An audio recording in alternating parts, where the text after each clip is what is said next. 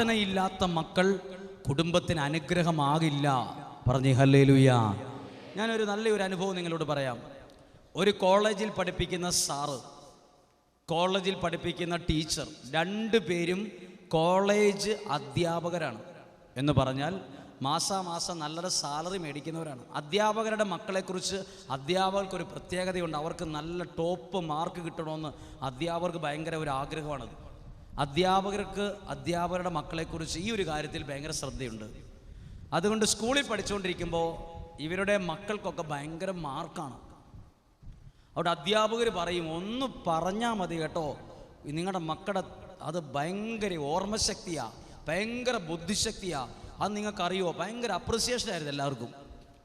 പക്ഷേ ഈ കോളേജിൽ പഠിക്കുന്ന അപ്പനും അമ്മയും പിള്ളേരെ ഞായറാഴ്ച അല്ലാതെ ഒരു ദിവസം പള്ളിയിൽ പോലും വിടിയല. കുടുംബത്തിൽ പ്രാർത്ഥനയില്ല, ബൈബിളില്ല, ബൈബിൾ വായിക്കാൻ സമ്മതിക്കുകയില്ല. പഠിച്ചാൽ മതി എന്നാണ് പറയുന്നത്. ഒന്നും എൻ്റെ ഭാവനയിലുണ്ടായ കാര്യമല്ല. ആ വീട്ടിലൊരു അമ്മച്ചിയുണ്ട്. ഈ അമ്മച്ചി 7:30 പ്രാർത്ഥിക്കാൻ തുടങ്ങുമ്പം ഈ മകനും മകൻ്റെ ഭാര്യയും മുറ്റത്തിറങ്ങി നിന്ന് ഷട്ടിൽ കളിക്കും. മുറ്റത്തിറങ്ങി നിന്ന് ഷട്ടിൽ കളിക്കും. ആരെ തോപ്പിക്കാൻ? പ്രാർത്ഥിക്കുന്ന അമ്മേനെ തോപ്പിക്കാൻ. മകൻ കോളേജ് പ്രൊഫസർ, ബുദ്ധിയില്ലാത്തവരല്ല, കെട്ടിക്കൊണ്ടുവന്ന പെണ്ണ് കോളേജിലെ ടീച്ചർ, അവരുടെ മക്കളും കൂടെ നിന്ന് ഇൻ്റർലോക്ക് ഇട്ട മുറ്റത്ത് നിന്ന് ഷട്ടിൽ കളിച്ച് ചിരിച്ച് ബഹളം വച്ച് അമ്മയുടെ പ്രാർത്ഥനയെ കളിയാക്കും. നല്ല മാർക്കോടെ പഠിപ്പിച്ച് കേരളത്തിൻ്റെ പുറത്തൊരു കോളേജിൽ കൊണ്ടുപോയി മകനെ ചേർത്തു. ആര്? കോളേജിൽ പഠിപ്പിക്കുന്ന സാറും ടീച്ചറും കൂടെ നല്ല മാർക്ക് കിട്ടി ഇവനെ കൊണ്ടുപോയി ചേർത്തു. 1 വർഷം കഴിയുന്നതിന് മുമ്പ് തമിഴ്നാട് പോലീസ് ഇവനെ തമിഴ്നാട്ടിൽ വച്ച് അറസ്റ്റ് ചെയ്തു. എന്തിന്? 2.25 കിലോ കഞ്ചാവുമായിട്ട്. എന്ത് കാരണത്താൽ? ഇവൻ പഠിപ്പിക്കാൻ വിട്ട കോളേജിൽ ചുരുങ്ങിയ മാസം കഴിഞ്ഞപ്പോൾ തൊട്ട് ലഹരി ഉപയോഗിക്കാൻ തുടങ്ങി. അത് കൂടുതലായി കൊണ്ടുവരാൻ വേണ്ടി തമിഴ്നാട്ടിൽ നിന്ന് അവരുടെ സ്റ്റേറ്റ് KSRTC പോലെ തമിഴ്നാട് സ്റ്റേറ്റ് ബസ്സിൽ ഈ കഞ്ചാവ് കടത്തി കോളേജിലേക്ക് കൊണ്ടുവരുന്ന അതിൻ്റെ പ്രധാനപ്പെട്ട കണ്ണിയായി മാറി. ആരോ ഒരാൾ ഒറ്റി, തമിഴ്നാട് പോലീസ് തമിഴ്നാട് ബസ്സെ വെച്ച് ഇവരെ പിടിച്ച് തമിഴ്നാട് ജയിലിലിട്ടു. നല്ല അടിയും കിട്ടി. എല്ലാത്തിനും ഭയങ്കര മാർക്കുള്ളതാണ്. ഇന്ന് അപ്പനും അമ്മയും ഓടി നടക്കുക. ഈ ലോകത്തിൽ ഇനി ധ്യാന കേന്ദ്രങ്ങളിൽ പോകാനില്ല, എല്ലായിടത്തും ഓടി നടക്കുക. എൻ്റെ മകനെ ഒന്ന് രക്ഷിക്കണം, എൻ്റെ മകനെ ജീവിതത്തിൽ തിരിച്ചു കൊണ്ടുവരണം, പഠിത്തം പോയാൽ പോട്ടെ. ഇതെപ്പോൾ ഉണ്ടാകേണ്ട ബുദ്ധിയാണെന്നറിയാമോ? ഈ മക്കൾ തകർന്നു പോയതിൻ്റെ കാരണം ആ അമ്മച്ചി പറയും, എവിടെയായിരുന്നു ഇതുങ്ങളൊക്കെ ഇതിനു മുമ്പ്? അമ്മച്ചി പറയും, എവിടെയായിരുന്നു? ഈ കുടുംബത്തിലെ അമ്മമാരുടെ പ്രാർത്ഥന കിട്ടേണ്ട അളവിൽ മക്കൾക്ക് കിട്ടാത്തതിൻ്റെ കുറവാണ് ഈ കുടുംബത്തിൽ ഇപ്പോൾ കണ്ടത്. ആരാന്നറിയാം? ഏറ്റവും ടോപ്പായിട്ട് പഠിച്ച് മിടുക്കനാണ്, പക്ഷെ ഒന്നുമില്ലാണ്ട് പൊളിഞ്ഞ് തകർന്നു പോയി. പറഞ്ഞേ ഹല്ലേലൂയ. ഓരോ കുടുംബത്തിനും ഇതുപോലെ കുറേ കാര്യങ്ങൾ പറയാനുണ്ട്. മറ്റൊരു കാര്യം കൂടി പറയാം. ഒരു സ്ഥലത്ത് ഞങ്ങൾ താമസിച്ചുകൊണ്ടിരിക്കുന്ന സ്ഥലം മേപ്പാടി എന്ന് പറയുന്ന സ്ഥലമാണ്. അവിടുത്തെ പോലീസുകാരെല്ലാം കൂടെ വണ്ടി ഓടിച്ച് പോകുമ്പോൾ നമ്മുടെ ധ്യാനത്തുമായി ബന്ധപ്പെട്ട സ്ഥലമെല്ലാം കണ്ട് അവർ വണ്ടി നിർത്തിയിട്ട് ഞങ്ങളുടെ അടുത്തേക്ക് കയറി വന്നു. പോലീസുകാരും SI എല്ലാം കൂടെ അകത്ത് കയറി, ഞങ്ങളെ ആരും കാണാത്തതുകൊണ്ട് അകത്തൂടെ കയറി നടക്കുകയാണ്. ഞാൻ നോക്കിയപ്പോൾ കുറേ പോലീസുകാരകത്ത്. അപ്പോൾ പെട്ടെന്ന് പോയി, ഞങ്ങൾ പേടിക്കൊന്നും വേണ്ട, ഞങ്ങൾ കാണാൻ വന്നതാന്ന് പറഞ്ഞു. അപ്പോൾ അവർക്കെല്ലാം ചായ എല്ലാം കൊടുത്തു കഴിഞ്ഞിട്ട് സംസാരിച്ചുകൊണ്ടിരിക്കുമ്പം ഇവർ പറയുകയാണ്, ഞങ്ങൾക്ക് ഇവിടെ ഒരാളെ സംശയമുണ്ട്, അച്ഛന്മാർക്ക് വല്ലതും അങ്ങനെ തോന്നിയായിരുന്നു എന്ന് ചോദിച്ചു. അപ്പോൾ ഞാൻ ചോദിച്ചു, എവിടെ? അതായത് 10ാം ക്ലാസ് പഠിക്കുന്ന ഒരു ആൺകൊച്ചിനെയാണ്, ഒരു ക്രിസ്ത്യാനിയായ ഒരു കൊച്ചിനെ അവർക്ക് സംശയമുണ്ടെന്ന്. എന്താ സംശയം എന്ന് ചോദിച്ചാൽ, അവനൊരു അലമ്പ് കേസാണ്, ഫാദർ ശ്രദ്ധിക്കണം, അവന് കള്ളും കഞ്ചാവും ഉണ്ടെന്ന്. ഇവൻ്റെ അപ്പൻ കെട്ടുപണിക്ക് പോകുന്നവനാ, കെട്ടിടം പണിക്ക് പോകുന്ന ആളാണ്. അമ്മ വേറൊരു സ്ഥലത്ത് അടുക്കള ജോലിക്ക് പോകുന്ന ആളാണ്. ഇവൻ അതിലേ പോകുമ്പോൾ ഉണ്ടല്ലോ, അയൽവാസികൾ ഇവൻ വീട്ടിൽ നിന്ന് ഇറങ്ങുമ്പോഴേ വാതിൽ അടച്ചിടും. കാരണം അയൽവാസികൾ പറയാണ്, അവൻ്റെ മുഖം കണ്ടാൽ മുറ്റത്ത് തുപ്പാൻ തോന്നുന്നു. 10ാം ക്ലാസ്സിലെത്തിയിട്ടുള്ള ഒരു ആങ്കൊച്ചിനെ കാണും, വൈല അവൻ പോകുമ്പം പെട്ടെന്ന് ഏത് മതം വാതിലങ്ങ് അടയ്ക്കും. ഇവൻ പോകുമ്പം ഇതിലെ നടന്നു പോകുമ്പം അപ്പം ഈ പോലീസുകാരൻ പറഞ്ഞതനുസരിച്ച് ഈ അപ്പനോട് ഞാൻ ഒരു ദിവസം കണ്ടപ്പോൾ പറഞ്ഞു, ദേ ഒന്നിങ്ങോട്ട് വരാമോ എന്ന് ചോദിച്ചു. വഴിയിൽ നിന്ന് മാറ്റി നിർത്തിയിട്ട് ഞാൻ അല്ലറ ചില്ലറ കുറച്ച് കാര്യങ്ങളൊക്കെ പറഞ്ഞിട്ട് സന്തോഷത്തോടെയല്ല ചില വിഷമത്തോടെ ഞാൻ പറഞ്ഞു, എന്നോട് ദേഷ്യപ്പെടരുത്, നിങ്ങളുടെ മകനെക്കുറിച്ച് എനിക്കൊരു കാര്യം പറയാനുണ്ട്, എന്നോട് ദേഷ്യപ്പെടുകയില്ല, സത്യമാണോ എന്ന് എനിക്കറിയില്ല എന്ന് പറഞ്ഞിട്ട് ഞാൻ പറഞ്ഞു, അവൻ ഇച്ചിരി ഉഴപ്പുണ്ടെന്ന് എനിക്ക് തോന്നുന്നു എന്ന് പറഞ്ഞപ്പം ആ ചേട്ടൻ 2-3 സ്റ്റെപ്പും കൂടെ വെച്ചിട്ട് എന്നോട് പറയുവാ, ഞാനും എൻ്റെ ഭാര്യയും പ്രാർത്ഥിക്കുന്നത് അവൻ ചത്തുപോകാനാണ്, അതച്ഛൻ അറിയാവോ എന്ന് ചോദിച്ചു. ഇവനെ പിടിച്ചു കെട്ടി അണക്കരെ കൊണ്ടുപോയി കേട്ടോ. ഇപ്പം എന്നാ എനിക്ക് ഇവിടെ കാണുന്നില്ല, ഇപ്പോൾ അവിടെ എവിടെ എന്നാന്നറിയത്തില്ല, എവിടെയോ മാറ്റി നിർത്തിയിരിക്കുകയാണ്. അപ്പം പറയുവാണ്, അവൻ മരിച്ചു പോകണമെന്നുള്ള വാക്കല്ല ഉപയോഗിച്ചേ, അവൻ ചത്തു പോകണമെന്നാണ് ഞാനും അവളും പ്രാർത്ഥിക്കുന്നത്, അച്ഛൻ ഇതിവിടെ ആരോടും പറയരുത്. അവനെ കൊണ്ട് മടുത്തു. അടുത്തതാണ്ട് അപ്പം പറഞ്ഞൊരു വാക്ക്, അച്ഛാ അവൻ്റെ പരീക്ഷയായിരുന്നു 2-3 ദിവസം മുമ്പ്. അവൻ അപ്പുറത്തെ ബസ് സ്റ്റോപ്പിൽ ഇരിക്കുക. ഞാൻ ബസ് 8 മണി ഇറങ്ങി ബസ് പണിയായുധങ്ങളുമായി ബസ്സിൽ ഇറങ്ങുമ്പം അവനും ഒരു കൂട്ടുകാരനും കൂടെ ഫോണും നോക്കി ബസ് സ്റ്റോപ്പിൽ ഇരിക്കുകയാണ്. അപ്പം ഞാൻ ബസ് അങ്ങ് പോയി കഴിഞ്ഞപ്പോൾ ഞാൻ അവനോട് ചോദിച്ചു, എടാ നിനക്ക് പരീക്ഷയില്ലേടാ ഇന്നെന്ന്.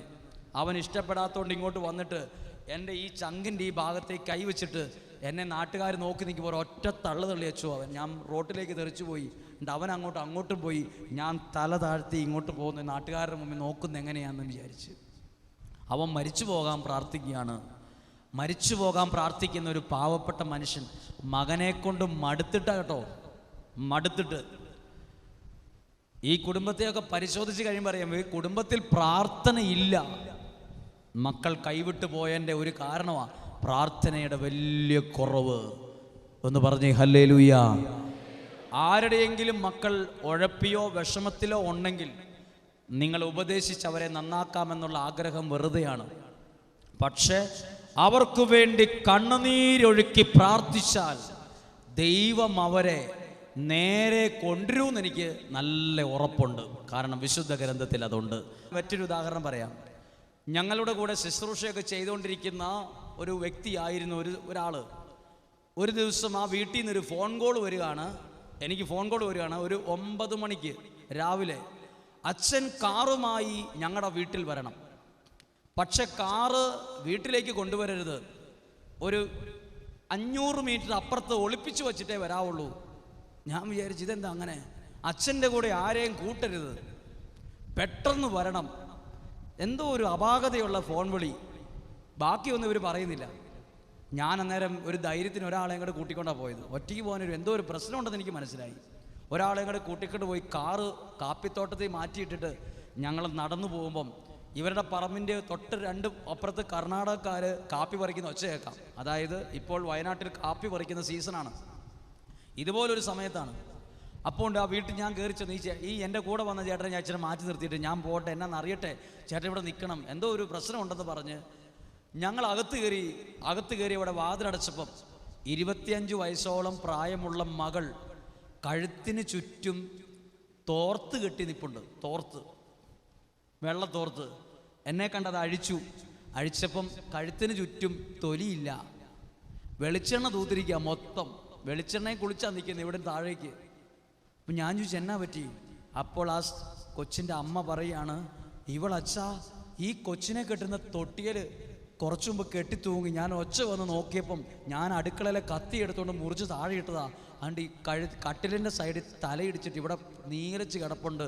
ഈ തൂങ്ങിയിട്ട് കഴുത്തേലെ ഫുൾ വട്ടത്തിൽ തൊലി പോയി, അനക്കമൊന്നുമില്ലായിരുന്നു. അതുകൊണ്ട് എന്തൊക്കെയോ അലറി കാറി ഈ അമ്മച്ചിക്ക് അറിയാവുന്ന പോലെ എന്തൊക്കെയോ ചങ്ങലിട്ട് ഇടിച്ച് എന്തായാലും ജീവൻ തിരിച്ചു കിട്ടി, മരിച്ചില്ല. അപ്പം ഞാൻ ഇങ്ങനെ ചോദിച്ചേ, അയ്യോ നിന്നെ ഒരു വലിയ പണക്കാരനല്ലേ കല്യാണം കഴിച്ചത്, നിൻ്റെ ആ കല്യാണത്തിന് ഞാനും വന്നതല്ലേ, നീ എന്തിനാ ഇത്രയും വലിയ വീട്ടിലേക്ക് കല്യാണം കഴിച്ചു പോയിട്ട് നീ എന്തിനാ കെട്ടി തൂങ്ങിയത്? അപ്പോൾ ആ വീട്ടിൽ നിന്നൊരു ഡയലോഗ് എന്നറിയോ, അച്ഛാ അപ്പനും അമ്മയും എന്തേരെ സ്വത്തുണ്ടാക്കിയിട്ട് എന്നാ കാര്യം, ആ ഉണ്ടാക്കുന്ന സ്വത്ത് മുഴുവൻ നശിപ്പിക്കാൻ ഉഴപ്പനായ ഒരു മകൻ പോരേന്ന്. അത് വലിയൊരു കാര്യമായിട്ട് എനിക്ക് ഇന്നും മനസ്സിൽ കിടപ്പുണ്ട്. എന്നറിയോ, അപ്പനും അമ്മയും വെയിലും മഴയും കൊണ്ട് തിന്നാതെയും കുടിക്കാതെ സമ്പത്തുണ്ടാക്കിയിട്ട് എന്നാ അച്ഛാ കാര്യം? അവർ വളർത്തുന്ന ഒരു മകൻ ഒന്ന് ഉഴപ്പിയാൽ പോരെ, ബലൂണിൻ്റെ കാറ്റ് പോലെ ഇതെല്ലാം പോകാൻ. അതിനങ്ങനെ പറയുന്നത് ഹാർഡ്വെയർ കടയും ബിസിനസ്സും ഒക്കെയുള്ള അപ്പം പറയുവാണ്, ഇങ്ങനത്തെ ഒരു മകൻ വേണ്ടായിരുന്നു. ഞാൻ ഉണ്ടാക്കിയത് മുഴുവൻ തിന്നാനും കുടിക്കാനും കേസ് കളിക്കാനും ഉള്ള പെണ്ണ് കേസ് നടത്തി മുഴുവൻ നശിപ്പിക്കാനുമുള്ള ഒരുത്തനെ എനിക്ക് കിട്ടിയ എൻ്റെ ഒരു മകൻ. അപ്പോഴാണ് അറിയുന്നത്, കുടുംബത്തിൽ പ്രാർത്ഥനയില്ലാതെ വളർന്നു വന്ന ഒരു മകൻ ഇന്ന് കുടുംബത്തിന് മുഴുവൻ തലവേദനയായി. ആത്മഹത്യ, കല്യാണം കഴിച്ചിട്ട് 1-2 വർഷമേ ആയിട്ടുള്ളൂ, അപ്പോഴത്തേക്കും മകൾ വിവാഹം കഴിച്ച ഭാര്യ കെട്ടിത്തൂങ്ങിയിരിക്കുകയാണ്, കൊച്ചിനെ മാറ്റിയിട്ടിട്ട്. ആ കുടുംബത്തിൻ്റെ വിഷമമാണ് പറഞ്ഞത്, പ്രാർത്ഥനയില്ലാത്തോണ്ട് പൊളിഞ്ഞുപോയ ജീവിതങ്ങൾ. പറഞ്ഞേ ഹല്ലേലൂയ. പ്രിയപ്പെട്ടവർ ശ്രദ്ധിച്ചേ, അമ്മമാരുടെയും അപ്പന്മാരുടെയും പ്രാർത്ഥനയ്ക്ക് നമ്മൾ വിചാരിക്കുന്നേക്കാൾ വലിയ വിലയുണ്ട്. ഒരു കാര്യം കൂടി പറയാം, ഒരു അനുഭവമാണ്. ഒരപ്പൻ വന്നിട്ട് പറയുകയാണ്, എൻ്റെ മകൻ മരിച്ചു, അവൻ മരിച്ചപ്പം ടൗണിൽ ആൾക്കാർ ലഡു കൊടുത്ത് ആഘോഷിച്ചു. +2 പഠിക്കുന്ന ഒരു കൊച്ചു മരിക്കുമ്പം നിങ്ങൾ ആരെങ്കിലും ബേക്കറി പോയി ലഡു മേടിച്ച്, അവൻ ചത്തുപോയടാ, അതിൻ്റെ ആഘോഷത്തിൽ ലഡു മേടിച്ച് കൊടുക്കാറില്ല. എന്നാൽ ഒരു +2 പഠിക്കുന്ന ഒരു പയ്യൻ മരിച്ചപ്പം ഓട്ടോറിക്ഷ ഓടിക്കുന്ന ഒരു ചേട്ടൻ കയ്യിലുണ്ടായിരുന്ന പൈസ ബേക്കറിക്കാരന് കൊടുത്തിട്ട് കുറച്ച് ലഡു മേടിച്ചിട്ട് അവിടെ ഉണ്ടായിരുന്നവർക്ക് വിതരണം ചെയ്തു. അവൻ ചത്തടാന്ന് പറഞ്ഞു. അങ്ങനെ പറയണമെങ്കിൽ എവിടെ എത്തിക്കാണും? അതിൻ്റെ കാര്യങ്ങൾ പറയാം. 10ാം ക്ലാസ്സിലെത്തിയപ്പം ഫോൺ വേണമെന്ന് പറഞ്ഞ് വീട്ടിൽ ബഹളം വെച്ച പയ്യനാണ്. ഫോൺ, അത് വലിയ ഫോൺ മേടിച്ചു കൊടുത്തിട്ട് ഈ ഫോണ് അപ്പനും അമ്മയ്ക്കും ഈ ഫോൺ കൊണ്ടുള്ള ഒരു പരിപാടി അറിയാൻ പാടില്ല. അപ്പോൾ ആൾക്കാരൊക്കെ ചോദിച്ചു, ഇത്ര ചെറുപ്പത്തിലെ ഫോണൊക്കെ മേടിച്ചു കൊടുക്കണോ? അതൊന്നും കുഴപ്പമില്ല, അവന് പഠനകാര്യങ്ങളുമായി ബന്ധപ്പെട്ടാന്ന് പറഞ്ഞു. ഫോൺ മേടിച്ചു കൊടുത്തു. +1ലേക്ക് കയറിയപ്പം വീട്ടിൽ കിടന്ന് ബഹളമാണ്, സ്കൂട്ടി വേണം, ബൈക്ക്, സ്കൂട്ടി ഉണ്ടെങ്കിലേ പോവുള്ളൂ എന്ന് പറഞ്ഞു. സ്കൂട്ടി മേടിച്ച് കൊടുത്തപ്പോൾ ഇവൻ ഹൈവേ റോട്ടിൻ്റെ വെള്ളവരയുടെ ഇടയ്ക്കൂടെ ഇവൻ വണ്ടി ഓടിക്കുള്ളൂ. ഇങ്ങനെ വെട്ടിച്ച് ഇവനെക്കൊണ്ട് മടുത്തു. അങ്ങനെ ഒരു ആക്സിഡൻറ്റ് പറ്റി, കുറച്ച് നാൾ ഇരിപ്പായിപ്പോയി. ഒപ്പമുണ്ടായിരുന്ന ഒരു അക്രൈസ്തവ മതത്തിൽപ്പെട്ട ഒരു ഹൈന്ദവ സഹോദരൻ്റെ കൂട്ടുകാരൻ്റെ നടു പൊട്ടിപ്പോയി. അവനിവൻ പേടിച്ചു പോയി. കുറച്ചു നാൾ കഴിഞ്ഞ് വീണ്ടും ഇവൻ വണ്ടിയെടുത്ത് ഓടിച്ചു. ആക്സിഡൻറ്റ് പറ്റി മരിച്ചു. ആക്സിഡൻറ്റ് പറ്റി മരിച്ചപ്പോഴാണ് നാട്ടിൽ ലഡു കൊടുത്ത് ആഘോഷിച്ചത്. അപ്പോൾ ലഡു കൊടുക്കാമെന്ന് ഈ ആശുപത്രിയിൽ ഇവൻ ഓൺ ദി സ്പോട്ടിൽ മരിച്ചപ്പം ഇവൻ്റെ വായുടെ അകത്തും കവളിനകത്തും ലഹരി വസ്തുക്കളാണ്. ഇവൻ്റെ ബോഡി, ഇവൻ മരിച്ചു വീണപ്പോഴേ ഇവനിത് ഇറക്കാൻ പോലും പറ്റിയിട്ടില്ല. ഇവൻ്റെ തൊണ്ണ കിടക്കുന്നത് കവളിലും എല്ലാം. ഡോക്ടർ പറഞ്ഞ്, ഇവൻ മുഴുവൻ ലഹരിയിലാണ് വണ്ടി ഓടിച്ച് തെളിവ്. മരിച്ചതിന് ശേഷം പള്ളിയിൽ കൊണ്ടുപോയി അടക്കുന്നതിന് മുമ്പ് വീട്ടിൽ പ്രാർത്ഥന നടത്തിക്കൊണ്ടിരിക്കുമ്പം, പ്രാർത്ഥന കഴിഞ്ഞ് ഫോട്ടോ എടുക്ക ചടങ്ങും കഴിഞ്ഞ് ഇഷ്ടംപോലെ ആൾക്കാരാണ്, പെട്ടിയെടുക്കാൻ പേര് വന്നപ്പം 6 പിള്ളേർ വന്ന് പെട്ടിയെ കൈവച്ചു. 6 പിള്ളേർ. അപ്പോൾ സ്ഥലത്തെ അച്ഛനൊരു സംശയം തോന്നിയിട്ട് അവിടെ ഉണ്ടായിരുന്ന മൈക്കിലൂടെ ചോദിക്കുകയാണ്, ഈ പിള്ളേർ ആരൊക്കെയാണ്? എന്തോ ഒരു അപാകത തോന്നിയിട്ട് കുടുംബത്തിക്കാർക്കോ ബന്ധുക്കൾക്കോ ആർക്കും അറിയില്ല ഈ പിള്ളേർ എവിടുന്നാണ്. ഉടനെ അവരെ മാറ്റി നിർത്തിയിട്ട് അറിവും പക്വതയുള്ളവർ പെട്ടിയെ കൈവച്ചു. അപ്പം മുറ്റത്തിറങ്ങിയപ്പം മുറ്റത്ത് കിടന്ന് ബഹളം വെച്ചപ്പം ഉന്തും തള്ളും ബഹളവും. ആരാന്നറിയോ? ഇവൻ്റെ കൂടെ ബ്ലാക്ക് മാസിലെ ഇവൻ്റെ കൂട്ടുകാരാ വന്ന് പെട്ടിയെടുക്കാൻ വന്നിരിക്കുന്നത്. +2 എത്തിയപ്പോഴത്തേക്ക് അവന് ബ്ലാക്ക് മാസുകാരുമായിട്ടുള്ള ബന്ധം, അവൻ്റെ സ്കൂട്ടിയിൽ അതുമായി ബന്ധപ്പെട്ട ചില അടയാളങ്ങൾ, അവൻ്റെ കയ്യിലുള്ള ചില എഴുത്ത്. ഇവൻ +2 എത്തിയപ്പോഴത്തേക്കും മൊബൈൽ ഫോണും ബ്ലൂ ഫിലിമും സ്കൂട്ടിയും ഇവനെ കൊണ്ട് എത്തിച്ചത് ബ്ലാക്ക് മാസുകാരുടെ അടുത്ത്. അവൻ മരിച്ചപ്പോൾ ബ്ലാക്ക് മാസുകാർ പെട്ടിയെടുക്കാൻ വന്നിരിക്കുകയാണ്. അച്ഛനിത് അറിഞ്ഞുകൊണ്ടൊന്നുമല്ല. അച്ഛൻ സാധാരണ ചോദിച്ചു, പിള്ളേരല്ലാത്ത ബാക്കി ഇച്ചിരി അറിവുള്ളവർ പെട്ടിയെടുക്കാൻ പറഞ്ഞു. അപ്പോഴാണ് ഇതെല്ലാവർക്കും സംശയം തോന്നി. മരിച്ച വീട്ടിൽ വെച്ച് ബ്ലാക്ക് മാസുകാർ. ശവസംസ്കാരം കഴിഞ്ഞു. ശവസംസ്കാരം കഴിഞ്ഞപ്പം നാളുകൾക്ക് ശേഷം സ്കൂളിൽ പഠിപ്പിക്കുന്ന മാഷ്, അധ്യാപകൻ ഈ അപ്പനെ കണ്ടിട്ട് അടുത്ത് വന്നിട്ട് മരിച്ചുപോയ ആ കൊച്ചിൻ്റെ അപ്പനാന്നറിഞ്ഞിട്ട് കയ്യേലിങ്ങനെ പിടിച്ചിട്ട് ഈ സാറ് അപ്പനോട് പറയുക, അവൻ മരിച്ചതിൽ എനിക്ക് വലിയ സന്തോഷമുണ്ട് കേട്ടോ എന്ന് പറഞ്ഞു. ഇയാളൊരൊറ്റ ദേഷ്യപ്പെട്ട് പറഞ്ഞു, മാഷെ ശവത്തെ കൂത്തി 2 ഡയലോഗ് പറഞ്ഞു. നിങ്ങളൊരു മാഷല്ലേ, നിങ്ങൾ അധ്യാപകരല്ലേ, വർത്താനം പറയരുതെന്ന് പറഞ്ഞു. അപ്പോൾ ഇയാൾ തണുത്തപ്പം ഈ മാഷ് പറയുവാണ്, അവൻ ജീവിച്ചിരുന്നായിരുന്നെങ്കിൽ അവനാ ഞങ്ങളുടെ സ്കൂള് മുഴുവൻ നശിപ്പിച്ചേനെ എന്ന് പറഞ്ഞു. സാറ് എന്താ? അപ്പോൾ അപ്പനോട് സാറ് പറയാണ്, എന്നെ ദേഷ്യപ്പെട്ട് എന്നെ അടി വേണേ അടിച്ചു. പക്ഷെ നിങ്ങളുടെ മകന് 10ാം ക്ലാസ്സിൽ ഫോൺ മേടിച്ച് കൊടുത്തപ്പം ഈ ഫോണിൽ സ്കൂളിൽ എന്നാ പരിപാടി നിങ്ങൾ അന്വേഷിച്ചിട്ടില്ല. സ്കൂളിലെ കുട്ടികളെ ബ്ലൂ ഫിലിം കാണിക്കലായിരുന്നു അവൻ്റെ തൊഴിൽ. സ്കൂളിലെ കുട്ടികൾക്ക്, ഇത് അറിയാത്ത കുട്ടികളെ വരെ വീട്ടിൽ നിന്ന് പൈസ മോഷ്ടിച്ചുകൊണ്ട് കൊണ്ടുവന്നിട്ട് പറമ്പിൽ കൊണ്ടുപോയി കാട്ടിക്കൊണ്ടുപോയി ബ്ലൂ ഫിലിം ഇവൻ്റെ ഫോണിൽ കാണിച്ചിട്ട് പൈസ മേടിക്കുന്ന പതിവായിരുന്നു ഇവൻ്റെ. നിങ്ങൾ എവിടെ കിടക്കുമായിരുന്നു എന്ന് ചോദിച്ചു. അവൻ മരിച്ചതിൽ സ്കൂൾ രക്ഷപ്പെട്ടു, സഹോദരാന്ന് പറഞ്ഞു, സ്കൂൾ രക്ഷപ്പെട്ടു അവൻ മരിച്ചതിൻ്റെ. പിന്നീട് ഈ അപ്പൻ പറഞ്ഞത്, ഈ അപ്പൻ സാറിനോട് പറയുവാണ്, സാറേ നിങ്ങൾ പറഞ്ഞത് സത്യമാണെങ്കിൽ നിങ്ങളെക്കാൾ എൻ്റെ മകൻ മരിച്ചതിൽ സന്തോഷിക്കുന്നത് ഇപ്പം ഞാനാണ്. എൻ്റെ മകൻ മരിച്ചു പോയതിൽ, അല്ലെങ്കിൽ അവൻ 20-25 വയസ്സാകുമ്പോൾ ഏതെങ്കിലും ഒരു വീട്ടിലെ പാവപ്പെട്ട പെണ്ണിനെ കെട്ടിക്കൊണ്ട് വരും, എന്നിട്ട് അതിൻ്റെ കണ്ണീരും കൊണ്ട് ഞാൻ കാണേണ്ടി വന്നേനേയും അവൻ മരിച്ചതിൽ ഒരുപാട് സന്തോഷമുണ്ടെന്ന് പറഞ്ഞു. എന്നിട്ട് ഈ അപ്പം പറഞ്ഞത്, അച്ഛാ എനിക്ക് വേറെ 2 മക്കളും കൂടി ഉണ്ട്, അവനും മൂത്തോരുടെ വഴി പോകാതിരിക്കാൻ എനിക്ക് മനസ്സിലായി എനിക്ക് എവിടെയാണ് തെറ്റുപറ്റിയെന്ന്. ഞാൻ ഈ ജോലിയും തിരക്കുമായിട്ടൊക്കെ നടക്കുക, പ്രാർത്ഥിക്കാനൊന്നും എനിക്ക് സമയമില്ലായിരുന്നു. എൻ്റെ പ്രാർത്ഥനയുടെ കുറവാണ്, എൻ്റെ വിവേകക്കുറവാണ് എൻ്റെ മക്കൾ കൈവിട്ടു പോകാനുള്ള കാരണം. എൻ്റെ മക്കൾ ഇനിയും കൈവിട്ടു പോകാതിരിക്കാൻ എനിക്ക് ഇച്ചിരി ഒന്ന് ശ്രദ്ധിക്കണമെന്ന് ആഗ്രഹമുണ്ട്. മാതാപിതാക്കളുടെ ശ്രദ്ധയോടെയുള്ള പ്രാർത്ഥനയാണ് മക്കളെ ഉയർത്തുന്നത്. പറഞ്ഞേ ഹല്ലേലൂയ, ഒന്നുറക്കെ പറഞ്ഞേ ഹല്ലേലൂയ. അറിയില്ലെങ്കിലും അറിയാമെങ്കിലും പറയാം, മക്കൾ പല സ്ഥലത്തും ഭയങ്കര തലവേദനയാണ്. ആ ഒരു മക്കളും പറഞ്ഞാലൊന്നും കേൾക്കുകയില്ല. ആ നല്ല കാലമൊക്കെ പോയി, നല്ല കാലം പോയി. മക്കൾക്ക് മുമ്പിൽ പേടിച്ചിരിക്കുന്ന മാതാപിതാക്കളെ ഞാൻ കണ്ടിട്ടുണ്ട്. മക്കളുടെ മുമ്പിൽ പേടിച്ചിരിക്കുന്ന പ്രിയപ്പെട്ടവരെ, ഞാനൊരു അപേക്ഷ പറയുകയാണ്.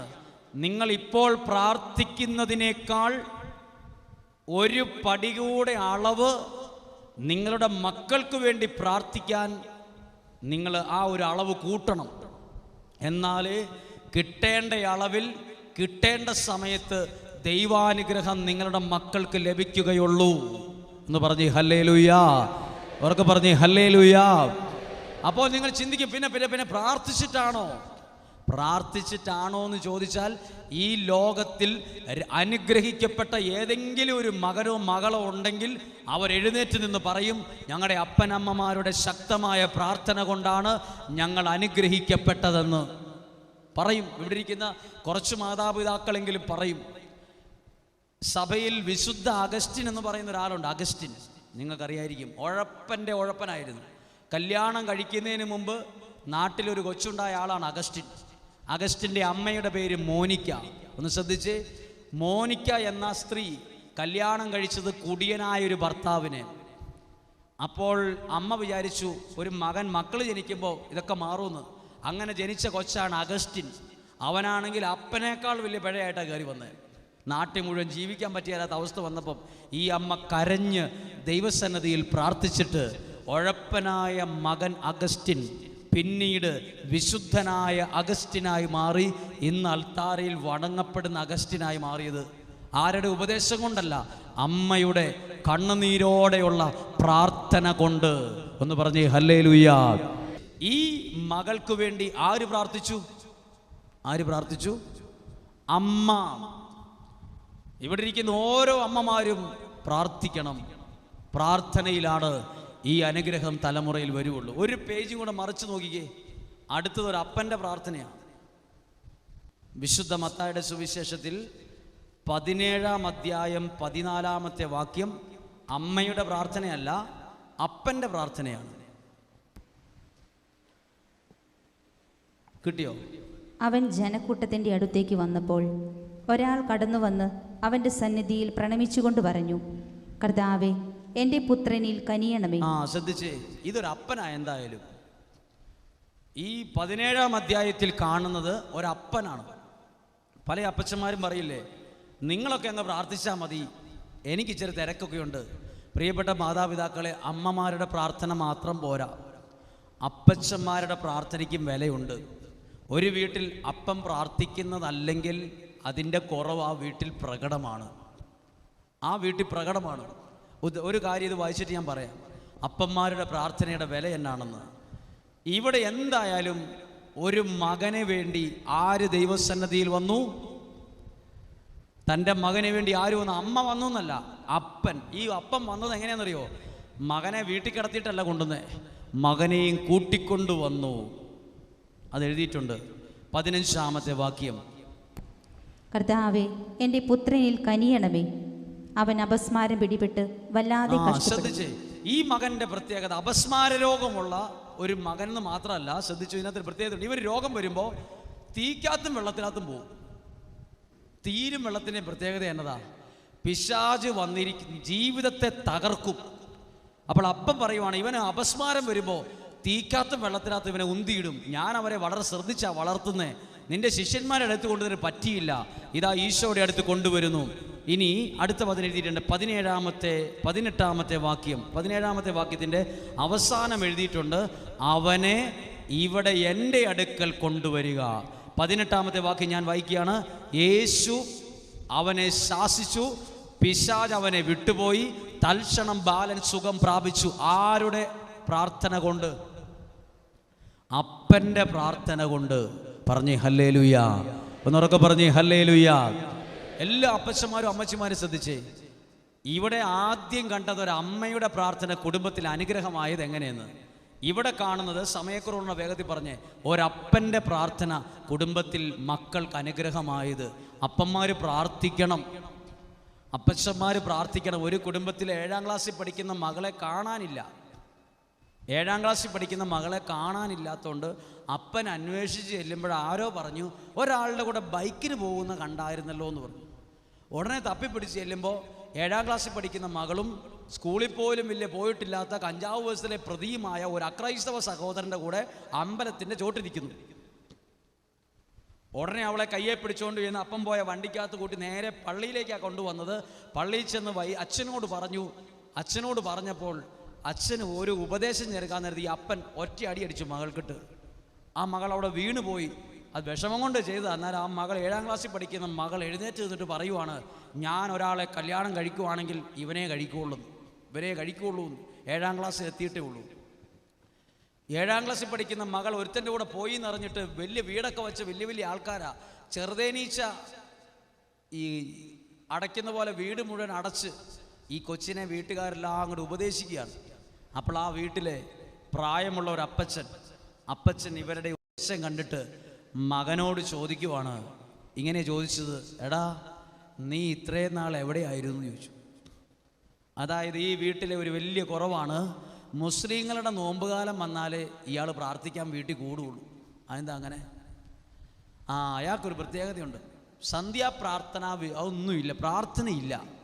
മുസ്ലിങ്ങളുടെ നോമ്പ് കാലത്ത് അവർ നോമ്പ് തുറക്കാറാകുമ്പോൾ കടയടച്ചിട്ട് ഓടും. അവിടെയൊന്നും ആരും ഇല്ലാത്തതുകൊണ്ട് ഇവൻ എവിടെ ഇരിക്കാൻ പറ്റാത്തതുകൊണ്ട് വീട്ടിൽ വരാം. മുസ്ലിങ്ങളുടെ നോമ്പ് കാലം വേണം മകൻ വീട്ടിൽ പ്രാർത്ഥിക്കാൻ വേണമെങ്കിൽ. അപ്പൻ ചോദിച്ചു, നീ എവിടെയായിരുന്നു ഇത്രയും നാൾ? അപ്പൻ പറഞ്ഞൊരു ഡയലോഗ് ഇതാണ്, എടാ തള്ളവരിൽ അണിവരിൽ നന്നാകണമെങ്കിൽ ആരാദ്യം നന്നാകണം? തള്ളവരിൽ നന്നാകണം. ഈ വിരൽ ആദ്യം നന്നായാലേ ഈ വിരൽ നന്നാവൂ. ഈ വിരൽ നന്നാകാതെ ഈ വിരലിനെ ഉപദേശിക്കാൻ പോയാൽ ഈ വിരൽ ഈ തള്ളവിരലിനോട് പറയും പോടാവൂ എന്ന് പറയും. ഇതാണ് നമ്മുടെ വീട്ടിൽ നടക്കുന്നത്. തള്ളവിരൽ ഒടുക്കത്തെ ഉപദേശമാവും അടിവിരലിനോട്, നീ പോയി പണി നോക്കടാവൂ എന്ന് പറയും. മനസ്സിൽ ഞാനിതൊക്കെ ഒരുപാട് കണ്ടിട്ടുള്ളതെന്ന് പറയും. അണിവിരൽ അംഗീകരിക്കില്ല ഇത്. എന്നാൽ തള്ളവിരൽ നല്ല രീതിയിലാണേ ഉണ്ടല്ലോ, പറയേണ്ടത് പോലെ അംഗീകരിച്ചോളൂ ഈ അണിവിരൽ. അപ്പൻ ചോദിച്ചു, നീ എവിടെയായിരുന്നാ ഇത്രയും നാള്? നീ ഇവിടെ പ്രാർത്ഥിക്കാൻ വരുമ്പോൾ ആ ശോഭയിൽ കാലേ കയറ്റി വെച്ച് അവിടെ ഇരുന്നിട്ട് ഈ ഫോണും നോക്കിയിരുന്ന് സന്ധ്യാപ്രാർത്ഥനയിൽ കൂടുന്നത് ഞാൻ ശ്രദ്ധിച്ചിട്ടുണ്ട്. നീ ഇപ്പം ഒരുത്തൻ്റെ പോയപ്പോൾ ഈ വിരളി പിടിക്കേണ്ട കാര്യമൊന്നുമില്ല, നീ ആദ്യം നന്നായിട്ട് പ്രാർത്ഥിക്കണമെന്ന് പറഞ്ഞു. ആദ്യം നീ നന്നാകണം, ആദ്യം തള്ളവിരൽ നന്നാകുക, എന്നിട്ടല്ലേ അണിവിരൽ നന്നാക്കാൻ പോകുന്നത്. ഇത് ഒരു ജീവിതത്തിൻ്റെ ഒരു പാഠമാണ് എന്ന് പറഞ്ഞ് ഹല്ലേലൂയ.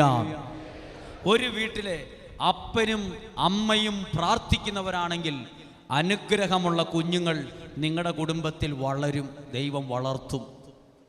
ബൈബിളിൽ എഴുതിയിട്ടുണ്ട്, അതും കൂടെ പറഞ്ഞിട്ട് നിർത്താം. വിശുദ്ധ ലൂക്കായുടെ സുവിശേഷത്തിൻ്റെ ആദ്യം അധ്യായത്തിൽ അനുഗ്രഹമുള്ള ഒരു കുഞ്ഞിനെ ദൈവം കൊടുത്തത് എഴുതിയിട്ടുണ്ട്. വിശുദ്ധ ലൂക്കായുടെ സുവിശേഷത്തിൽ 1-ാം അധ്യായത്തിൽ 5 മുതലുള്ള വാക്യങ്ങൾ അവിടെ 2 പേരെക്കുറിച്ച് എഴുതിയിരിക്കുന്നത്. പുരോഹിതനായ സക്കറിയായും പുരോഹിതന്റെ ഭാര്യയായ എലിസബത്തും. ഒന്ന് പറഞ്ഞേ ഹല്ലേലൂയ. ഒരപ്പനും അമ്മയെക്കുറിച്ച് വേഗത്തിൽ പറയാം. സക്കറിയായും എലിസബത്തും. ആരാ ആ സ്ഥാനത്ത് ഇരിക്കേണ്ടവർ? നമ്മൾ ഓരോരുത്തരുമാണ്. പക്ഷേ ഇവർ ദൈവ ശുശ്രൂഷകരും പ്രാർത്ഥനക്കാരുമാണ്. പക്ഷെ മക്കളില്ല. അങ്ങനെ ഇരിക്കുമ്പോൾ പലരും കളിയാക്കി കാണും. നിങ്ങൾ പ്രാർത്ഥനയും ദൈവാരാധന എന്നൊക്കെ പറഞ്ഞ് ഓട്ടമാണല്ലോ, എന്തിയെ മക്കൾ പോലും ഇല്ലല്ലോ എന്ന് കളിയാക്കി കാണും. പക്ഷെ ബൈബിൾ എഴുതിയിട്ടുണ്ട്, ആരു കളിയാക്കിയപ്പോഴും സക്കറിയായും എലിസബത്തും ദൈവ ശുശ്രൂഷയിൽ നിന്ന് ഒരിക്കലും പുറകോട്ട് പോയില്ല. ഈ ഇരിക്കുന്ന നിങ്ങളെ പലരും കളിയാക്കും, പക്ഷെ നിങ്ങൾ ദൈവ ശുശ്രൂഷയിൽ നിന്ന്, പ്രാർത്ഥനയിൽ നിന്ന് പുറകോട്ട് പോകരുത്. പറഞ്ഞേ ഹല്ലേലൂയാ. ഉറക്കെ പറഞ്ഞേ ഹല്ലേലൂയാ. പുറകോട്ട് പോകരുത്. അങ്ങനെ ഇരിക്കുമ്പോഴാണ് സക്കറിയായ്ക്ക് ധൂപാർപ്പണത്തിന് കുറി വീഴുമ്പം സക്കറിയ എന്ന പുരോഹിതൻ, സക്കറിയ എന്ന വിവാഹം കഴിച്ച കുടുംബജീവിതക്കാരൻ അകത്തിരിക്കുമ്പം ദൈവത്തിൻ്റെ സ്വരം ഉണ്ടാവുകയാണ്, നിനക്കൊരു പുത്രൻ ജനിക്കും, അവന് യോഹന്നാൻ എന്ന് പേരിടണം. ഒരു കാര്യം കേട്ടെ, 2 പേരുടെ പേരെ മനുഷ്യൻ ഇടാത്ത പേരുകളുള്ളൂ. ആരുടെയൊക്കെയാ? യോഹന്നാൻ എന്ന പേരും യേശു എന്ന പേരും മനുഷ്യരാരും ഇട്ട പേരല്ല. ബാക്കി എല്ലാവരുടെ പേരുകളും മനുഷ്യരിട്ട പേരാണ്. യോഹന്നാൻ്റെ പേര്, യോഹന്നാൻ ജനിക്കുമെന്ന് പറയുമ്പം യോഹന്നാൻ ജനിച്ചോ ഇല്ലയോ? സക്കറിയായുടെ ഭാര്യയുടെ എലിസബത്തിൻ്റെ ഉദരത്തിൽ ഒരു ചെറുതായിട്ട് പോലും യോഹന്നാൻ ജനിച്ചിട്ടില്ല. ഒരു കാര്യം ഒന്ന് ശ്രദ്ധയോടെ കേട്ടെ, ജനിക്കുന്നതിന് മുമ്പ് യോഹന്നാൻ്റെ സ്വഭാവം പ്രവചിച്ചു. ആര്? ദൈവത്തിൻ്റെ ദൂതൻ. ഒരു കാര്യം കേൾക്കണം, യോഹന്നാൻ ജനിച്ചിട്ടില്ല, പക്ഷെ ജനിക്കുന്നതിന് മുമ്പ് അവൻ്റെ സ്വഭാവം എന്താണെന്ന് 14-ാമത്തെ വാക്യം എഴുതിയിട്ടുണ്ട്. 1-ാം അധ്യായം, ലൂക്കാസ് സുവിശേഷം 1-ാം അധ്യായം 14-ാമത്തെ വാക്യം. നിനക്ക് ആനന്ദവും സന്തുഷ്ടിയും ഉണ്ടാവും. കൊച്ചു ജനിക്കുന്നതിന് മുമ്പ് അപ്പനോട് പറയുവാണ്, നിനക്കൊരു ആൺകൊച്ചു ജനിക്കും, അവൻ നിനക്ക് തലവേദന ആയിരിക്കില്ല, അവൻ നിനക്ക് ആനന്ദവും സന്തുഷ്ടിയും ഉണ്ടാക്കും. പറഞ്ഞേ ഹല്ലേലൂയാ. എത്ര പേർക്ക് നിങ്ങൾക്ക് ആനന്ദം തരുന്ന മക്കളുണ്ട്? നിങ്ങൾക്ക് വിഷമമുള്ള മക്കളുണ്ട്? ഇവിടെ നോക്കിക്കേ, പ്രാർത്ഥിക്കുന്ന ഒരു അപ്പനോട് പറയുക, നിനക്കൊരു മകൻ ജനിക്കും, അവൻ ജനിച്ച് എത്ര വയസ്സായാലും നിനക്കവനൊരു പാരയാവില്ല, നിനക്കൊരു തലവേദനയാവില്ല, അവൻ നിനക്ക് ഒരാനന്ദ വിഷയമായിരിക്കും. ഹല്ലേലൂയാ. പ്രാർത്ഥിക്കുന്ന എല്ലാ മാതാപിതാക്കളും കേട്ടോ, പ്രാർത്ഥിക്കുന്നവരുടെ മക്കൾ ആനന്ദമായി മാറും. നിങ്ങൾക്ക് നിങ്ങളുടെ കുടുംബത്തിനും. 2-ാമത്തെ സ്വഭാവം, അനേകർ അവൻ്റെ ജനനത്തിൽ ആഹ്ലാദിക്കുകയും ചെയ്യും. അടുത്തത്, കർത്താവിൻ്റെ സന്നിധിയിൽ അവൻ വലിയവനായിരിക്കും. ദൈവത്തിൻ്റെ സന്നിധിയിൽ ആര് വലിയവനായിരിക്കും? ആരുടെ മകൻ? പ്രാർത്ഥനയുള്ള സക്കറിയായുടെ അപ്പനോട് പറയുവാണ്, നിനക്ക് ജനിക്കാൻ പോകുന്ന മകൻ, നീ ഇങ്ങനെ പ്രാർത്ഥിച്ചു ഒക്കെ നടന്നോ, നിന്റെ മകൻ തെണ്ടിത്തിരിഞ്ഞ് നടക്കുമെന്നല്ല പറഞ്ഞേ, നിന്റെ മകൻ എല്ലാവരേക്കാൾ വലിയവനായിരിക്കും. ആരാ നമ്മളോട് പറഞ്ഞേ നമ്മൾ പ്രാർത്ഥിക്കാൻ പോയാൽ നമ്മുടെ മക്കൾ തകർന്നു പോകുന്നു? അത് ബുദ്ധിയില്ലാത്തവർ പറഞ്ഞിട്ടുണ്ട്. നീ ഇങ്ങനെ പ്രാർത്ഥനയ്ക്ക് നടന്നോ, മക്കളുടെ വഴിക്ക് പോകുന്നു. മക്കളുടെ വഴിക്ക് പോകാതിരിക്കാനാ നമ്മുടെ പ്രാർത്ഥന. പറഞ്ഞേ ഹല്ലേലൂയാ. ഒന്ന് കേട്ടേ, ദൈവവചനം പഠിപ്പിക്കുകയാണ്. സക്കറിയായോട് പറയുകയാണ്, നിന്റെ മകൻ, നീ പ്രാർത്ഥിക്കുന്ന ആളായതുകൊണ്ട് നിന്റെ മകൻ ദൈവസന്നിധിയിൽ വലിയവനായിരിക്കും. അടുത്തതെന്നറിയാവോ? അവരെത്ര വയസ്സായാലും കള്ളു കുടിച്ച് വഴി കിടക്കിയാലെന്ന് പ്രവചിച്ചു. അടുത്ത വാക്കെന്ന് വായിച്ചേ. വീഞ്ഞോ മറ്റു ലഹരി പാനീയങ്ങളോ അവൻ കുടിക്കുകയില്ല. ഇത് വലിയൊരു വിഷയമാണ്. മകൻ ജനിച്ചിട്ടില്ല, ജനിക്കുന്നതിന് മുമ്പ് അപ്പനോട് പറയുക, അവനെ ഓർത്ത് നീ ടെൻഷൻ വേണ്ട, അവൻ കള്ളു കുടിക്കുകയല്ലെന്ന്. നമ്മുടെ മക്കൾ പലരും കള്ളു കുടിക്കുന്നവരാ, പക്ഷെ നമുക്കറിയത്തില്ലത്. അറിയാവോ? കഴിഞ്ഞ +2 പരീക്ഷയുടെ സമയത്ത് ഒരു കൊച്ചിന് അപ്പൻ മലഞ്ചര കച്ചവടക്കാരനാ, ഷീറ്റും കുരുമുളകും അടക്കിയൊക്കെ എടുക്കുന്ന കച്ചവടക്കാരനാ. അദ്ദേഹം രാവിലെ ജീപ്പ് എടുത്ത് കച്ചവട സ്ഥലത്തേക്ക് പോയി, കട തുറക്കാൻ പോയി. മകന് പരീക്ഷ, അമ്മ അടുക്കളയെ ഫുഡ് ഉണ്ടാക്കുന്നു, അതിൻ്റെ ഇടയ്ക്ക് പോയി അവൻ്റെ ഉടുപ്പ് തേച്ച് കൊടുക്കുന്നു. അടുക്കളയിൽ നിന്ന് വിളിച്ചു എടാ പരീക്ഷയല്ലേ പോകണ്ടെന്ന് ചോദിക്കുന്നു. അവൻ കുറച്ച് കഴിഞ്ഞിട്ട് ഒരു കൈ ഉടുപ്പ് കയ്യെ കയറ്റിയിട്ട് അവൻ അമ്മയുടെ അടുത്ത് അടുക്കളയിൽ വന്നിട്ട് അവൻ പറയുവാണ്, അമ്മ എനിക്ക് തുപ്പലിറക്കാൻ പറ്റില്ല, എൻ്റെ വായിൽ മുഴുവൻ കുരു ഉണ്ടായിരിക്കുകയാണ്, എനിക്ക് പരീക്ഷയ്ക്ക് പോകാൻ പറ്റില്ലെന്ന് പറഞ്ഞു. അപ്പോൾ അമ്മ പറഞ്ഞു, എടാ വാ തുറക്കും. വായിക്കാത്ത മുഴുവൻ വെള്ള കുരു. നീ എന്നടാ പറയാതിരുന്നത്? ഉടനെ ഫോൺ വിളിച്ച് അപ്പനെ വിളിച്ചു വരുത്തി ആശുപത്രിയിൽ കൊണ്ടുപോയി പരിചയക്കാരനായ ഡോക്ടറെ അടുത്ത് കൊണ്ടുപോവാണ്. കൊണ്ടുപോയി കഴിഞ്ഞ് ഡോക്ടർ അടുത്തിരുത്തി കുറച്ചു നേരം പരിശോധിച്ചിട്ട് ഈ മകനോട് ചോദിക്കുവാണ്, നീ കള്ള് കുടിക്കുവോടാന്ന്. അപ്പന് ഇഷ്ടപ്പെടുവോ? സാറേ ഇവന് വായിൽ കുരുവാണ്, കള്ള് കുടിക്കുന്ന കാര്യം. അപ്പം ഡോക്ടർ പറയാണ്, ഇവൻ കള്ള് കുടിച്ചിട്ട് ഇവൻ എന്തോ ചെയ്തു, അതിൻ്റെ അലർജി ആയതെന്ന് പറഞ്ഞു. ഇവനെ കൊണ്ട് സമ്മതിപ്പിച്ചു. അപ്പോൾ ഇവൻ പറഞ്ഞ വാക്ക്, ഇവൻ കള്ള് കുടിച്ചിട്ട് വീട്ടിൽ അറിയാതിരിക്കാൻ വേണ്ടി ദേഹത്തടിക്കുന്ന സ്പ്രേ വായിലടിച്ചതാ. പല പ്രാവശ്യം അത് ചെയ്തപ്പം ഇതാ ഈ അലർജി ആയിട്ട് ഇത് മൊത്തം കുരുവായിട്ട് ഇവൻ്റെ കുടൽ വരെ ഒരു സൈസ് കുരു, ഈ ദേഹത്തടിക്കുന്ന സ്പ്രേ വായിലടിച്ച് അത് തുപ്പലിലൂടെ ഇറങ്ങിപ്പോയി അലർജി ആയിട്ട് ഇത് പൊട്ടിയതാണ്. പ്ലസ് ടു പഠിക്കുന്ന കൊച്ചു കുടിയനായ വിവരം അപ്പനും അമ്മയും അറിഞ്ഞിട്ടില്ല. നമ്മുടെ മക്കൾ പലരും മദ്യപാനികളായത് നമ്മളൊന്നും അറിഞ്ഞിട്ടില്ല. തിരൂരങ്ങാടി എന്ന് പറയുന്നൊരു സ്ഥലമുണ്ട് കോഴിക്കോട്. അവിടെ ഗവൺമെൻറ് സ്കൂളുണ്ട്. അവിടെ ടി ഉമേഷ് എന്ന് പറയുന്ന സർക്കിൾ ഇൻസ്പെക്ടറുണ്ട്. കേരള ഗവൺമെൻറ് അനുവദിച്ച 10-15 കമ്പ്യൂട്ടർ സെൻറ്റർ, കമ്പ്യൂട്ടറുള്ള ഒരു സെൻറ്റർ സ്കൂളിൽ ഉദ്ഘാടനം ചെയ്തപ്പം ഈ പോലീസ് ഹൈന്ദവ സഹോദരനായ ഈ മനുഷ്യൻ ഇത് ഉദ്ഘാടനം ചെയ്യാൻ വരാൻ നേരത്ത് ഏറ്റവും ചെറിയ ക്ലാസ്സിലെ കുട്ടികളുടെ അടുത്തേക്ക് ചെന്ന് സംസാരിച്ചു. 52 പിള്ളേരുണ്ട്, 52. അപ്പോൾ പിള്ളേരോട്, ആൺകുട്ടികളുടെ 10-25 പേരുണ്ട്. അപ്പോൾ ഈ സാറ് യൂണിഫോമിലായതുകൊണ്ട് പിള്ളേരൊക്കെ മിണ്ടാണ്ടിരിക്കുക പേടിച്ചിട്ട്. കുറച്ച് കഴിഞ്ഞ് കുട്ടികളോട് കഥകളൊക്കെ പറഞ്ഞിട്ട് ഈ സാറ് ചോദിക്കുക ഒരു ചോദ്യം, ആൺകുട്ടികളോട് ആരെങ്കിലും കള്ള് കുടിച്ചിട്ടുണ്ടോന്ന്. കള്ള് കുടിച്ചവർ കൈപൊക്കുക. ആരെങ്കിലും കൈപൊക്കുമോ? LP സ്കൂളിലെ പിള്ളേർ. അപ്പോൾ ക്ലാസ്സിൽ പഠിപ്പിച്ചുകൊണ്ടിരിക്കുന്ന ടീച്ചർ വാ പൊത്തി ഒരൊറ്റ ചിരി. ഇത്രയും വിവരമുള്ള പോലീസ് ഉദ്യോഗസ്ഥൻ വന്നിട്ട് പിള്ളേരോട് കള്ള് കുടിച്ചിട്ടുണ്ടോ എന്ന് ചോദിക്കുന്നു. ഇതെന്ത് ചോദ്യമാണെന്ന് ചിന്തിച്ചു. കുറച്ച് കഴിഞ്ഞ് വീണ്ടും ഇതേ ചോദ്യം ചോദിച്ചപ്പം ഒരു കൊച്ചു കൈപൊക്കി. അങ്ങനെ ആ ക്ലാസ്സിൽ 6 കുട്ടികൾ കൈപൊക്കി. ചിരിച്ച് വാപത്തി ചിരിച്ച ടീച്ചർ തലേ കൈവച്ചു. ടീച്ചറിനോട് പുറത്തിറങ്ങി പറഞ്ഞിട്ട് ഈ 6 കുട്ടികളെ പുറത്തിറങ്ങി. 6 കുട്ടികളുടെയും അപ്പന്മാർ വീട്ടിൽ വെച്ച് കുടിക്കുന്നവരാണെന്ന് തെളിഞ്ഞു. അവരറിഞ്ഞിട്ടില്ല 6 കുട്ടികളും മദ്യപാനികളായ വിവരം. പക്ഷെ പ്രാർത്ഥനയുള്ള ഒരു അപ്പനെ കുറിച്ച് പറഞ്ഞാണെന്നറിയോ, നിന്റെ മകൻ ലഹരി വസ്തുക്കളോ ലഹരി പാനീയങ്ങളോ കുടിക്കുക പോലും ചെയ്യില്ല. അനുഗ്രഹിക്കപ്പെട്ട തലമുറയെ ദൈവം കൊടുത്തത് ആർക്കാ? പ്രാർത്ഥനയുള്ള സക്രിയായിക്ക്, ദൈവ ശുശ്രൂഷ ചെയ്ത എലിസബത്തിന്. പറഞ്ഞേ ഹല്ലേലൂയ. ഞാനും ഈ നിൽക്കുന്ന ഞാനും ദൈവസന്നദ്ധിയിൽ എൻ്റെ അമ്മയോട് എൻ്റെ അപ്പച്ചൻ നല്ല മദ്യപാനി ആയിരുന്നു. അതുകൊണ്ട് എൻ്റെ ബന്ധുക്കളൊക്കെ പറഞ്ഞു ഞാനും മദ്യപാനിയായി പോകും, ഞാനും കള്ളു കുടിക്കുന്ന ആളുടെ മക്കൾ കള്ളുകുടിയനെ ആകുള്ളൂ, ചെറുപ്പത്തിലെ അതൊക്കെയല്ലേ കാണുന്നതെന്നൊക്കെ ഞാൻ ഇഷ്ടം പോലെ കേട്ടിട്ടുണ്ട്. പക്ഷെ ആ സാധനം എനിക്ക് ഇഷ്ടമേ അല്ല. അത് ഞാൻ ഇന്ന് വരെ രുചിച്ച് നോക്കിയിട്ടില്ല. അത് കാണുന്നവർ എനിക്കിഷ്ടമല്ല. ഞാനിങ്ങനെ ചിന്തിക്കാൻ കാരണം, ഞാൻ ഇപ്പോൾ ചിന്തിക്കുന്നു, ഞാൻ വലിയൊരു കുടിയനാകേണ്ടതായിരുന്നു ചിലപ്പം. പക്ഷെ എന്നെ കുടിയനാക്കാതിരുന്നത്, അല്ലെ ആ വഴിക്ക് പോകാതിരുന്നത്, ഒരു പക്ഷേ എൻ്റെ അമ്മ ഇതിൻ്റെ നടുവിൽ നിന്ന് പ്രാർത്ഥിച്ചൊരു പ്രാർത്ഥന അവിടെ കിടപ്പുള്ളതുകൊണ്ടാണ് എന്നെ ദൈവം ഈ നിലയിലേക്ക് മാറ്റിയത്. ഞാൻ എത്ര പേര് പറഞ്ഞു കേട്ടിട്ടുണ്ടെന്നറിയാമോ, എടീ നീ ശ്രദ്ധിക്കണം, നിൻ്റെ മക്കളും കള്ള് കുടിയിടേക്ക് പോവും, നീ ഇങ്ങനെ നടന്നാൽ പോരാ എന്ന് പറയുന്ന കേട്ടിട്ടുണ്ട് ഞാൻ. പക്ഷേ എന്നെ ആ വഴിക്ക് പോകാതെ ഉയർത്തി നിർത്തിയത് നടുക്ക് നിന്ന് പ്രാർത്ഥിച്ച അമ്മയുടെ പ്രാർത്ഥനയാണ്. അതൊരിക്കലും വിസ്മരിക്കാൻ കഴിയുന്ന ഒരു കാര്യമല്ല. അതുകൊണ്ട് എനിക്ക് ഉറപ്പുണ്ട്, അമ്മമാരുടെ പ്രാർത്ഥന കൊണ്ട് ഏതു മക്കളെയും രക്ഷിച്ചെടുക്കാൻ പറ്റും. അതുകൊണ്ട് വിഷമിക്കരുത്, വിഷമിക്കുകയേ പാടില്ല. അത് വലിയൊരു കാര്യമാണ്. എത്ര തിരക്കാണേലും മക്കൾക്ക് വേണ്ടിയുള്ള പ്രാർത്ഥനയൊന്നും ഒട്ടും കുറയ്ക്കരുത്. പറഞ്ഞേ ഹല്ലേലൂയ.